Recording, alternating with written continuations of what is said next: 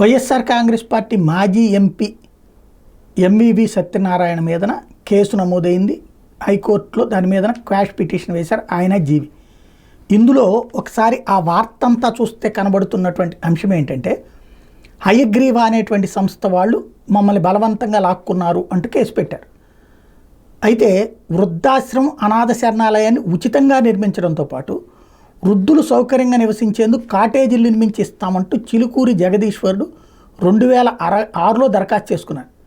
దీంతో ఆయనకి ఎండాడలోని 92/3 సర్వే నెంబర్లో 12.5 ఎకరాలకి ఎకరా 45 లక్షల చొప్పున కేటాయించారు. 10% భూమిలో వృద్ధాశ్రమం అనాథ శరణాలయం ఉచితంగా నిర్వహించాలనేది షరతు. 60% భూమిలో వృద్ధులు సౌకర్యంగా నివసించేలా కాటేజీలు, మిగిలిన 30% భూమిని మౌలిక వసతుల కల్పనకు ఉపయోగించాలి. కొన్నాళ్ల పాటు ఎట్లాంటి నిర్మాణాలు చేపట్టకపోవడంతో ఆ భూములను రెవెన్యూ అధికారులు వెనక్కి తీసుకున్నారు.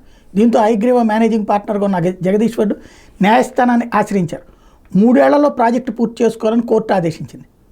అయితే ఆయన అది కట్టనప్పుడు దాన్ని ఈ ఎంవివి సత్యనారాయణ వీళ్ళు తీసుకున్నారు.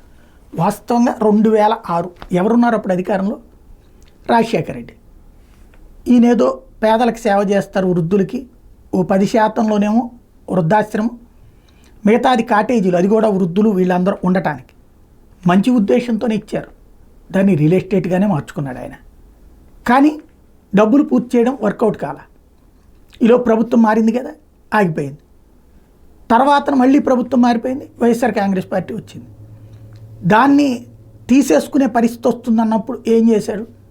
ఎంవివి సత్యనారాయణ జీవులతో మాట్లాడుకుని వాళ్ళతో కలిసి వ్యాపారం చేసుకోవచ్చు.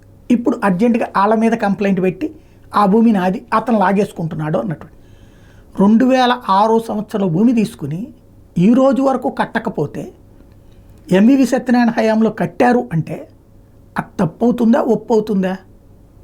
అక్కడ ఇవాళ ఆ రోజుల్లో 45 లక్షలు అంటే ఇవాళ 45 కోట్లకి పైన ఉంటుంది. కాబట్టి అది నిజంగా వృద్ధుల కోసం చేస్తున్నారా? అండలేని వృద్ధుల కోసమా? డబ్బున్న వృద్ధుల కోసమా? ఓవరాల్గా ప్రతిదీ ఏదో జరిగిపోతుందన్నటువంటి ప్రచారం మధ్యలో మన కళ్ళెదురుగుండానే మన ఆస్తులు దోపిడీకి గురవుతాయి, ప్రభుత్వ ఆస్తులు దోపిడీకి గురవుతుంటాయి. ఒకళ్ళనొకళ్ళు దొంగలుగా చూపెట్టుకుంటూ జనం సొమ్ము అప్పనంగా వెళ్ళిపోతూ ఉంటుంది. అదే విశాఖపట్నంలో ఈ హయగ్రీవాకి సంబంధించిన అంశంలో కనబడుతున్న నిజం.